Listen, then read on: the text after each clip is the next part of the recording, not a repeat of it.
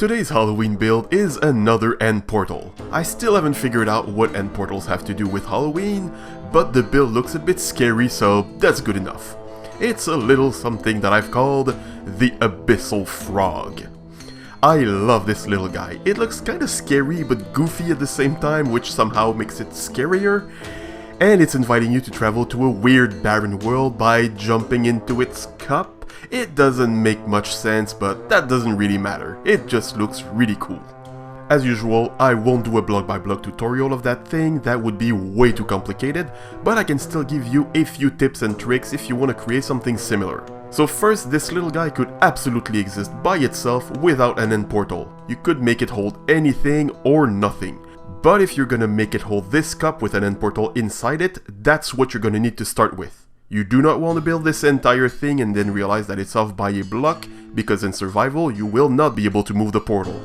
So for the cup, I don't really like how gold blocks look next to one another, so I tried to space them out a bit.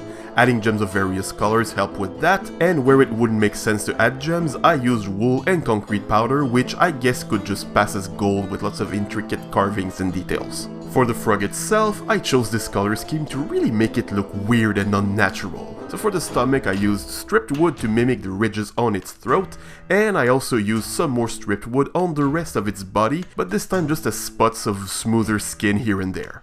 I also used bits of red nether bricks to add brighter spots all over its skin.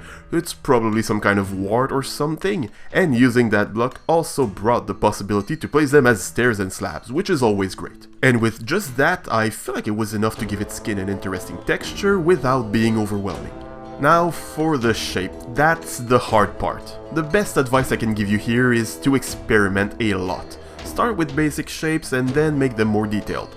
The way I built it, it's very stocky. Its arms are short and thick, its legs are large and bulky, and it has no distinguishable neck.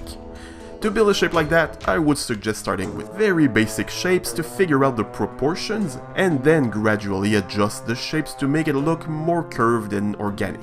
Once you have the shape figured out, all you need to add are the little details. Fiery nostrils, angry eyebrows, sharp claws, and anything else you can think of. And that's how you can end up with your very own, equally terrifying, equally goofy, abyssal frog.